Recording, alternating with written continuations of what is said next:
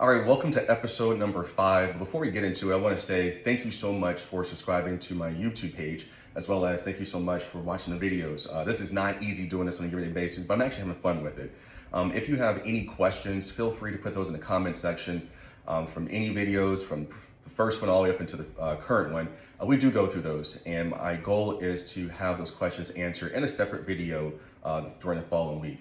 Also, I want to say that I'm not here to criticize anyone specifically. That ranges from law enforcement officers, detectives, investigators, to witnesses that came in. That included co-defendants, folks who had other involvement, and including the attorneys as well. I'm not here to criticize anybody specifically. I won't use this platform for this series to do that. I have a separate series or a separate platform where I have my own personal opinion about certain things, but since this was like a major case, of course it took a long time to do, I respect everyone that came into the courtroom regardless of my personal opinion. Like I said, I was only going by the facts in the courtroom. Also want to say that it's a consensus from all the jurors, including myself, that we do empathize with the families who were affected to gun violence, and our hope is for you to seek justice and to have closure. So on that note, let's get to our first person. We're going to talk about Detective Belknap, and I want to say that the state had a lot of missteps, and the things that didn't make sense then, it made sense later on down the road from some of the testimonies. And I kind of question the state where is that, how, before you begin, when you had all these witnesses to come in to testify, did you not know how they were going to formulate their statements and present that to the juries, or and present to the jury? And so I kind of question the thoroughness of how you formulated this court case, especially at the level that we were in, being a grand jury case. So there are two photos that stuck out specifically during the court case that was in question, from the statement that Detective Belknap gave. But one particular, of course, was 70 Alpha. But the other one I wanted to look at was State Exhibit 45WA. So remember State Exhibit 45W Alpha, and especially Exhibit 70 Alpha. We're going to talk about those shortly, but let's talk about Detective Belknap. As we know, he was one of the first few witnesses that came in to testify on behalf of the state. And he, of course, has an extensive background in law enforcement as well as being a gang investigator. And so the state had labeled him as an expert in the courtroom. Now, I do kind of question that based on some of the statements that were made in the thoroughness of his investigation. However, we'll get to that shortly. So let's begin with Love, District Attorney Love's questioning, because we want to focus on District Attorney Love's questioning, Attorney Steele, and Attorney Schardt's questions.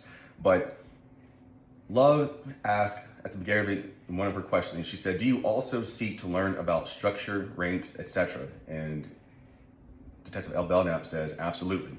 He goes on to say, "We secure a search warrant. We may be asking additionally to search for evidence of a street gang, as well as a person's association with a criminal street gang that could include things like clothing, attire, gang rosters, books of knowledge, and written documentations about the gang." Then Detective Belknap, of course, gives us the definition of a criminal street gang, and by the law, how they define it. He says a criminal street gang is any organization, association, or group of 3 or more persons associated in fact, whether formal or informal, who participate in criminal gang activities. And in their investigation, they use, it falls in 4 categories, and that includes crimes against a person, crimes against property, firearms, narcotics, and additionally, more charges may include recruiting someone to join a street gang, prevent someone to join a street gang, and prevent someone from leaving a street gang. Then Love asked a question later on: how do you differentiate a crime committed personal versus further interest of a street gang? Now, this line of questioning that was made, it didn't make sense then, but it makes sense later on because of the word furtherance. And then how do you tell the difference between someone doing a crime on a personal level and then doing a crime on behalf of an entire gang? And so Detective Belknap says, I don't know if we can break that down at all as a gang investigator. That statement alone started to make sense because I remember in my notebook, I will write down the facts that I thought was important, and then I write a question off to the side of that. I remember flipping through my notebook later on and going back to that because that stuck out more than me because, as I stated beforehand, this trial should not have gone to level it did. You shouldn't be, and this trial should not have been tried under a RICO case. It should have been tried as an individual case because there are so many holes, so many loopholes, a lot of inconsistencies. The dots were not connecting, and so as a result, that is what it felt like the state was not prepared and was trying to make up things and pull things out to make, especially myself, confused with so much information that it just didn't make any sense. So when he said, I don't know if we can break that down at all as a gang investigator, that should have been a strike one.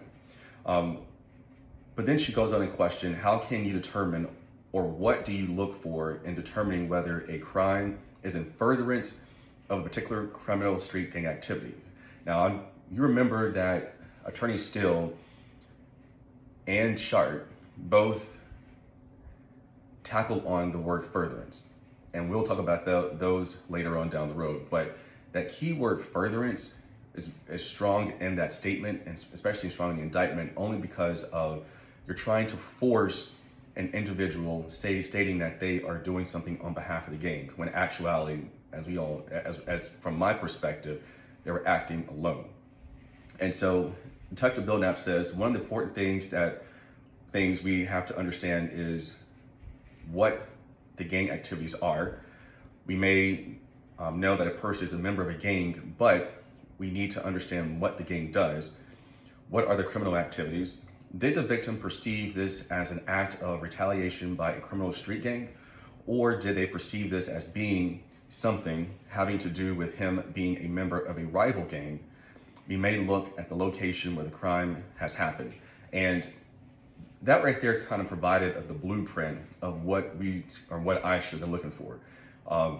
We knew that as time went on, we had the state presented gang activity, whereas that people were acting on retaliatory shootings. They were acting on certain crimes that were committed or murders. So Detective Belknap begins to start giving us a blueprint of what we should look for, and the state is doing a follow-up question for him to kind of help them navigate through their questioning and for us to paint this picture of what expected is to come. Now, Detective Belknap does give us an idea of what type of gang YSL was, and he defined it as a hybrid gang. Attorney Schardt questioned that and is doing a cross just to clarify. So we know that the YSL was considered a hybrid gang, but there are also two other types of gangs, and he clarified. He said there's a traditional gang and there's a non-traditional gang. And as it relates to his correlation with explaining with YSL and those two types of gang, for instance, let's remember that the traditional gang, he said, has a strict hierarchy with leaders giving orders through a chain of command. They also have a book of knowledge.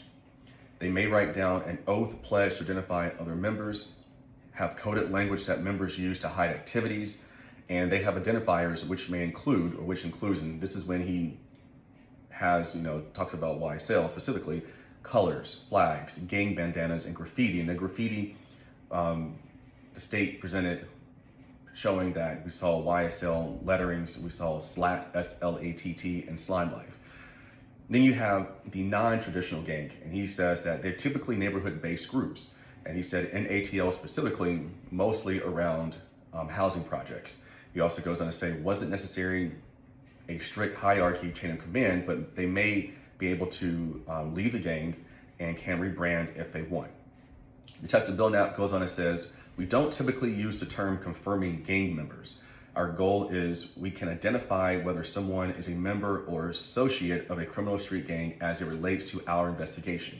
Now that statement right there is pretty much telling me that it is deemed by the investigator if they see someone who is in the act of something or they assume that they are around a groups of individuals or they associate with groups of people, they can deem them as part of a gang and part of their investigation, which I think is kind of a slippery slope inside of his statement, only because there's that assumption that's there, unless you can clarify. And then the reason why I say that, because there is a criteria that they follow, and it's a 6 criteria system that was adopted in California 30 years ago. And that's what he said. 30 years ago, they adopted a 6 criteria system that will let them identify whether someone is a member or associate of a criminal street gang as it relates to their investigation. Number 1, the person has to admit they are a member in the gang. Number 2, person is identified by an informant. Number 3, person identified by an informant who was previously untested. Number 4, person resides in or frequent gang area, adopts the style of dress, mannerism, or other distinguishing characteristics of that gang. The 5th one, they said, and this is why I go on to understanding that you can probably be at the wrong place, wrong time, even though that you have committed acts or committed crimes. But because you are around a group of individuals, they can deem that part of their investigation. So you're picking and choosing by your own assumption. The 5th one was person arrested several times in the company of other identified or known gang members for crimes consistent with gang activities. Even though that someone has committed a crime, they have served their time, and because they are amongst others or associates of others, you can classify them as part of being part of that gang when they can possibly be in the wrong place, wrong time. What happens if you are just in town, or you're on a different side of town, or in that area just visiting people? There's no criminal activity being acted on, but yet you're just there. They can literally pick and choose and say, you know one thing, just because you have a history of criminal activity, we're going to charge you, or we're going to make this part of our investigation. That doesn't sit well with me. So when he said that, I wrote that down. I was like, okay, let's see how this, and these are, like I said, these are facts that I was going by in my notebook. And so as time went on, I referred back to those notes from the very beginning and throughout different parts of testimonies to understand, making sure that things were connecting. And the 6th one, he said, someone shows signs or indications of being associates with the gang, but doesn't meet one of those other criteria, may categorize them as a gang associate. Now, what's consistent and what was kind of questionable was we have 6 defendants in front of us. That is who we are responsible for. I'm not responsible for any of the co-defendants who've already been charged or had some kind of plea deal, whether or not was known or unknown by us. But they weren't on trial. We're not here to retry them again. They've already been charged for the crimes they have committed. And so what we saw and what we talked about during our deliberation is that there are a lot of times when the state was retrying some of these individuals. We saw the interrogation videos. We saw them sitting in the courtroom and they were being read the indictment, being charged with, part of this RICO case. They've already been sentenced. Why are we going by their statements, retrying them, make it seem like, that they're part of the 6 defendants and they were not? So that, a lot of things like those, a lot of missteps that the state did, it just didn't make any sense. For you to have so many witnesses to come through, a lot of people just didn't hold. And to be perfectly honest with you, a lot of witnesses hurt the state. A lot of witnesses came up, and when they were doing their line of questioning, it actually gave more of it was like giving a platter to the defense, because at the end of the day, most of these witnesses, to me, were not, I won't say prepped, but the state was trying to get something out of them to fit their case, and it just wasn't clicking. It just wasn't lining up. And so we got what we got. I'm just being honest with you about that. The state, like I said, did a horrible job with trying to try this case under this major RICO case. But Detective Belknap goes on and talks about some other activities or criminal activities that were committed, but had nothing to do with these 6 individuals. Now, he did identify Rock Crew. He definitely did identify 30 Deep and Young Slime Life.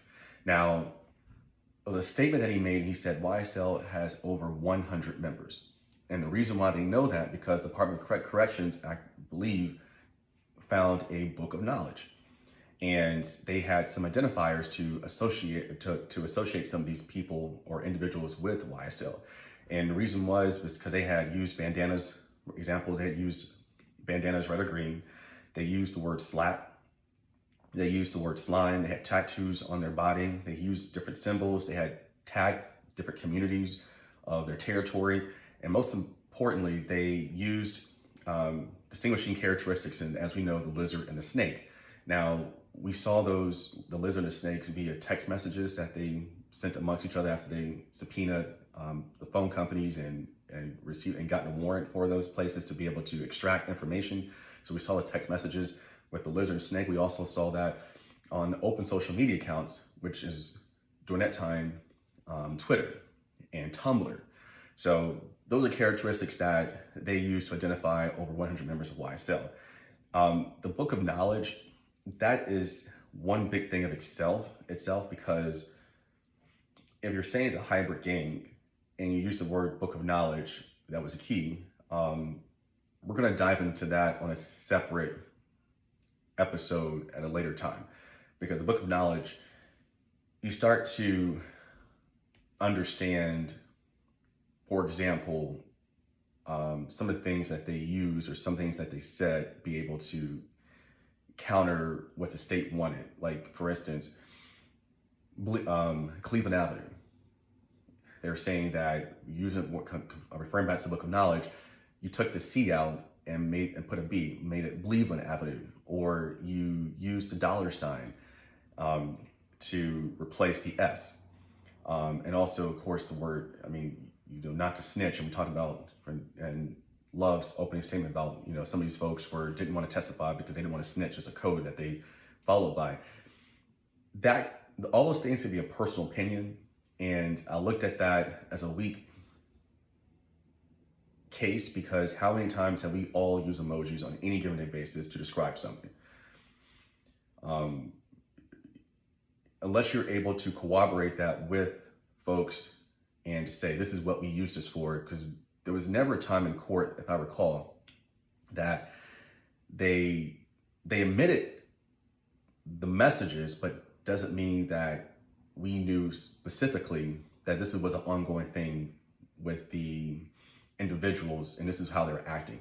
The state needed to have a valid case in order to let us know that this is what this symbol was, this is what that meant.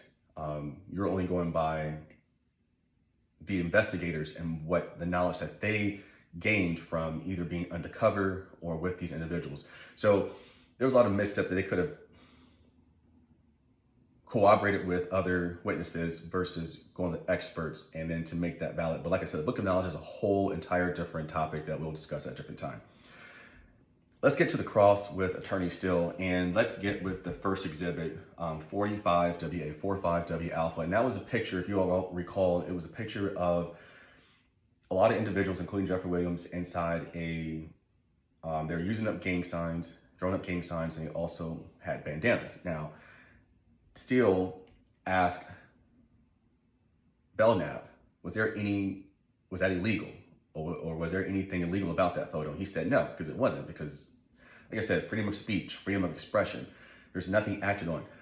What we did find out is that it was pretty much a shout out for Jeffrey Williams, and also tagging other individuals for the photography, for the clothing, and it was on Tumblr, if I'm not mistaken. Now, this is when you start to question how thorough was the detective in completing his investigation before coming to testify. What we were learning during this time is that the state was picking and choosing photos and different words on social media to make their case. However, most importantly, when Steele asked, have you gone through Jeffrey Williams' Tumblr at that time? And Belknap said no. As you saw, Steele paused for a moment.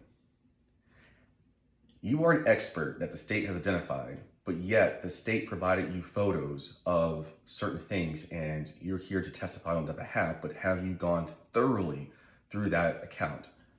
And your answer is no, then why are we seeing this photo in court? And so, as Steele said, that it was pretty much giving a shout out to people who were in that photo. Now, I will say that this is when I know that, I mean, of course, the photo was worth for the investigators because they're able to identify certain people who may have been in have committed other criminal activities. I mean, they identify whatever, but just because they were in that photo doesn't mean that all of them were doing something in furtherance of the gang. And that's when I said that the state was picking and choosing, and that's when I started to see the state was picking and choosing certain things to make it fit and to convince the jury that, hey, you have one person over here, you have this person, and we have photos of these individuals together, and yet they are part of one gang. But this is what they are doing to conspire to make it a criminal street gang activity or a criminal street gang. It just didn't make any sense. And it was a poor argument. Looking back then, and it made sense as time goes on. It made sense that the state did not have a case to try any of these individuals as a whole, but only as an individual itself, because they were all going after one person, Jeffrey Williams, and there was no connection at any point in court that we saw that Jeffrey Williams was the lead person to give orders for these individuals to commit some criminal activity, whatever that was. We also get to Exhibit 70 Alpha. Now, Exhibit 70 Alpha, if you all recall, was the Future and Young Thug Super Slimy mixtape art. Now, we see tweets, and we're going through the tweets, and we're looking at it. And now, if you didn't know the lyrics and didn't know any of the music, or didn't go back and listen to some of the songs, and this is what's being placed, you would think that there's a gang war. And that is what the investigators were trying to say, and that's what the state was trying to tell a jury, that, hey, a gang war was going on. And so this one photo it was a picture of a bird and a snake, that this is what it's supposed to symbolize. And so, Detective Belknap says, he explains that the art cover, it was a rival gang that used a hawk on their clothing, and this is observation from other detectives, and stating that the hawk and his skull the hawk was a skull, and then the snake, of course, was a symbol of YSL climbing through the skull of the hawk. And so Steele asked, did you know that Future's record label Freeband's symbol is an eagle? And I'm not sure if you remember that Steele brings out a photo of an eagle, and it was kind of a very much a flat art, meaning that there was no character behind it. But of course, we saw the more modern style, more coloring, and the fixation of the hawk and the snake crawling through was a little bit more of a symbol for something. And so when Steele asked, did you know that Future record label Freeband's symbol is an eagle? Detective Belknap didn't know. And so Steele asked, well, did you go, as a thorough investigator, did you go through and try to figure out where that art was, who drew that art, and what it meant? And which is a legitimate reason, I mean, like a legitimate question. And unfortunately, Detective Belknap said no. So now that's another thing. If the state has classified you as an expert and you have not thoroughly gone through and dot your I's, cross your T's, and trying to make the state have a valid case, there was no case in the very beginning. But like I said, what I started to find out later down the road, the dots were not connecting. And so Detective Belknap was stating that even though that there was a street gang, a rivalry going on for about 3 years, a street gang, it was two gangs, or some gangs having a rivalry over some years. And so that's the reason why the state said, well, this is what this meant. This is why you have a picture of the skull and the the snake, this is what it symbolized, and quite frankly, it had nothing to do with a gang war that the state was trying to present to us. And so that stuck out to me because that pretty much is a big chunk of your what you're trying to prove to the jury is that gang wars were taking place, and it may have, but you're picking and choosing artwork and tweets saying that this is what was going on. However, I just didn't know that you're gonna have a witness come up and they didn't do a thorough investigation to connect the dots. So like I said, it hurt the state more than it hurt the defense on any given level. And these are questions that I was asking, wanting to know, and the defense was checking the box out on most of these. Now, Schardt comes up and does his cross, and Schardt pretty much pulled posts off of social media. And some of these posts were brought to court as demonstratives from the state. And pretty much Schardt caught something, which I thought was extremely clever. And he pointed out that there were bolded words in the post. So the state presented demonstratives, but there were words that were bolded that was presented to court and to us to view. Schardt pressured Belknap and stated, "Do you know who pulled these posts? Was it you? Did you request those?" And pretty much Belknap was pretty much saying, well, he was given the documents from the state. So yet again, someone from the district attorney's office did a quick search, used keywords, and then tried to say that this is what this meant. This is what was taking place, when sometimes they were nothing but tweets. Sometimes they were nothing but lyrics on certain things. So for Detective Belknap's testimony, though he had a lot of knowledge and being a gang investigator, and though the state had classified him as an expert, the state pretty much started to not have substantial evidence to be able to classify any of this as a RICO case. The state, from what I'm gathering, and as we continue to walk through, tried to go after one person and tried to state that this was a criminal street gang activity that was going on, when these were only individuals committing crimes on their own. They couldn't not prove that Jeffrey Williams was the ringleader. And so as a result, this is not the only testimony from an expert or for someone who's a witness that the state provided us, but there are others. And so we will dissect more. And so next week we will talk about another detective, because we're gonna focus on these, a couple of detectives, and then we're gonna go to what the co-defendants had to say. So on that note, we'll end there. Like I said, if you have any questions, feel free to put those in the comment section. I know there's some questions that were already asked, and so I'll do a separate video on those. But in the meantime, have a good day, and we will catch back next time.